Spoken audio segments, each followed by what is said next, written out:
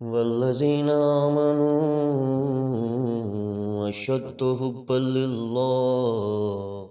औज़ु बिल्लाहि मिनश शैतानिर रजीम। बिस्मिल्लाहिर रहमानिर रहीम। आमनतु बिल्लाहि व रसूलिही हुवल अव्वलु वल आखिरु वज़्ज़ाहिरु वल बातिनु व हुवा अला कुल्लि शैइन अलीम। रब्बि इश्रह ली सदरी व यस्सिर ली अमरी वहलुल उक़दतम मिन लिसानी यफ़क़हू क़ौली। मोअज़्ज़िज़ नाज़रीन, भाइयों बहनों बुज़ुर्गों, अस्सलामु अलैकुम। सिलसिला हदीस के हवाले से हमने लास्ट वीडियो में सही बुखारी चैप्टर 1 किताबुल वही की पहली दो जो अहदीस थी उनको पढ़ा था। अब हम उनसे आगे पढ़ते हैं। मैं रेफरेंस नंबर नीचे दे देता होता हूँ। ये 3 नंबर हदीस है, ठीक है। और जो मतलब जिन्होंने हदीस बयान की वो है यहया बिन बकैर, ठीक है। अब हम डायरेक्ट हदीस की तरफ आते हैं। बाकी अगर आपको जो भी बीच में रेफरेंसेस चाहिए हो, मैं नीचे रेफरेंस आपको वैसे भी बोल रहा हूँ, आप जाके वहाँ चेक कर सकते हैं। तो उम्मुल मोमिनीन हज़रत आयशा सिद्दीक़ा रज़ी अल्लाह ताला अन्हा से वो हदीस नकल करते हैं कि उन्होंने बताया कि नबी पाक सल्लल्लाहु अलैहि वसल्लम पर वही का इब्तदाई दौर अच्छे सच्चे पाकीज़ा ख्वाबों से शुरू हुआ। आप सल्लल्लाहु अलैहि वसल्लम ख्वाब में जो कुछ देखते वो सुबह की रोशनी की तरह सही और सच्चा साबित होता। फिर मिन जानिब कुदरत आप सल्लल्लाहु अलैहि वसल्लम तन्हाई पसंद हो गए और आप सल्लल्लाहु अलैहि वसल्लम ने गारे हिरा में खलवत नशीनी इख्तियार फरमाई और कई कई दिन और रात वहाँ मुसलसल इबादत और याद इलाही व ज़िक्र फ़िक्र में मशगूल रहते। जब तक घर आने को दिल ना चाहता तोशा हमरा लिए हुए वहाँ रहते।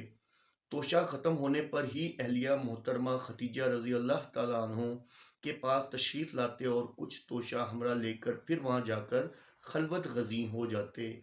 यही तरीका जारी रहा यहाँ तक कि आप सल्लल्लाहु अलैहि वसल्लम पर हक जो था मुनकशफ हो गया और आप सल्लल्लाहु अलैहि वसल्लम गारे हिरा ही में क़याम पज़ीर थे कि अचानक जिब्राइल अलैहिस्सलाम आप सल्लल्लाहु अलैहि वसल्लम के पास हाजिर हुए और कहने लगे, ए मोहम्मद पढ़ो। आप सल्लल्लाहु अलैहि वसल्लम फरमाते हैं कि मैंने कहा मैं पढ़ना नहीं जानता। आप सल्लल्लाहु अलैहि वसल्लम फरमाते हैं कि फरिश्ते ने मुझे पकड़कर इतने ज़ोर से भींचा कि मेरी ताकत जवाब देगी। फिर छोड़ मुझे छोड़कर कहा कि पढ़ो। मैंने फिर वही जवाब दिया कि मैं पढ़ना नहीं जानता, मैं पढ़ा हुआ नहीं हूँ। इस फरिश्ते ने मुझको नहायत ही ज़ोर से भींचा, मुझको सख्त तकलीफ महसूस हुई। फिर उसने कहा कि पढ़। मैंने कहा कि मैं पढ़ा हुआ नहीं हूँ। फरिश्ते ने तीसरी बार मुझको पकड़ा और तीसरी मर्तबा भी फिर मुझको भींचा, फिर मुझे छोड़ दिया और कहने लगा, पढ़ो अपने रब के नाम की मदद से जिसने पैदा किया और इंसान को खून की फिटकी से बनाया। पढ़ो और आपका रब बहुत ही मेहरबानियाँ करने वाला है। बस यही आयतें आप सल्लल्लाहु अलैहि वसल्लम जिब्राइल अलैहिस्सलाम से सुनकर इस हाल में गारे हिरा से वापस हुए कि आप सल्लल्लाहु अलैहि वसल्लम का दिल इस अनोखे वाक़ये से काँप रहा था।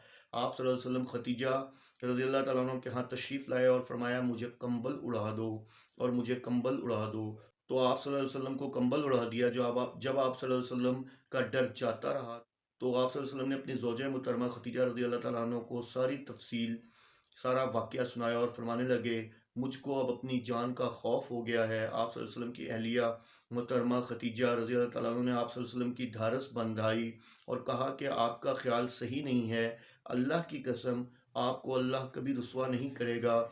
आप तो इखलाक फाजला के मालिक हैं। आप तो कुनबा परवर हैं। बेकसों का बोझ अपने सर पर रख लेते हैं। मुफलिसों के लिए आप कमाते हैं। मेहमान नवाजी में आप बेमिसाल हैं और मुश्किल वक्त में आप अमर हक का साथ देते हैं। ऐसे औसाफ हसना वाला इंसान यूं बेवक्त ज़िल्लत व ख्वारी की मौत नहीं पा सकता। फिर मज़ीद तसल्ली के लिए खतीजा रज़ी अल्लाह ताला अन्हा नबी पाक सल्लल्लाहु अलैहि वसल्लम को वर्का बिन नौफल के पास ले गईं, जो इनके चचाजाद भाई थे और ज़माना जाहिलियत में निसरानी मज़हब इख्तियार कर चुके थे और इब्रानी ज़बान के कातिब थे। चुनाचे इंजील को भी हस्बे मंशा खुदाबंदी इब्रानी ज़बान में लिखा करते थे। इंजील सरियानी ज़बान में नाजिल हुई थी, फिर इसका तर्जमा इब्रानी ज़बान में, अच्छा इंजील जो थी ना सरियानी ज़बान में नाजिल हुई थी, फिर इसका तर्जमा जो था वो इब्रानी ज़बान में हुआ और वर्का बिन नौफल इसी को लिखते थे। वो बहुत बूढ़े हो गए थे, यहाँ तक कि इनकी बिनाई भी रुखसत हो चुकी थी। खदीजा रज़ियल्लाहु ताला अन्हा उनके सामने आप सल्लल्लाहु अलैहि वसल्लम के हालात बयान किए और कहा, "अच्छा शहज़ाद, अपने भतीजे मोहम्मद सल्लल्लाहु अलैहि वसल्लम की ज़ुबानी इनकी कैफ़ियत सुन लीजिए।" वो बोले कि भतीजे, आपने जो कुछ देखा है इसकी तफ़सील सुनाओ। चुनांचे आप सल्लल्लाहु अलैहि वसल्लम ने अज़ अव्वल ता आखिर पूरा वाक़या सुनाया, जिसे सुनकर वर्का बेख्तियार बोल उठे कि ये तो वही फ़रिश्ता है जिसे अल्लाह ने मूसा अलैहिस्सलाम पर वही देकर भेजा था। काश मैं आपके उस अहद नबूवत के शुरू होने पर जवान उम्र होता, काश उस वक़्त तक ज़िंदा रहता जबकि आपकी कौम आपको इस शहर से निकाल देगी। रसूलुल्लाह सल्लल्लाहु अलैहि वसल्लम ने ये सुनकर ताज्जुब से पूछा, वो लोग मुझको निकाल देंगे, हालांकि मैं तो इनमें सादिक और अमीन मकबूल हूँ। वर्का बोला, हाँ ये सब कुछ सच है, मगर जो शख्स भी आपकी तरह अमरे हक लेकर आया, लोग उसके दुश्मन ही हो गए। अगर मुझे आपकी नबूवत का वो ज़माना मिल जाए तो मैं आपकी पूरी पूरी मदद करूँगा। मगर वर्का कुछ दिनों के बाद इंतकाल कर गए और फिर कुछ अरसा तक वही की आमद मौकूफ़ रही। आज हम इसी हदीस को ही पढ़ सकेंगे, क्योंकि लंबी हदीस है, वीडियो लंबी हो गई है। तो आपको एक बात समझ आएगी होगी कि नबी पाक सल्लल्लाहु अलैहि वसल्लम में वही किस तरह आती थी, और इस ये जो हदीस है ये मुकम्मल डिटेल है।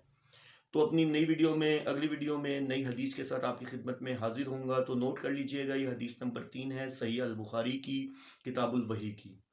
अल्लाह ताला आप सबको दिन में इस्तकामत दे। व आखिरु दवाना अनिल हम्दुलिल्लाहि रब्बिल आलमीन।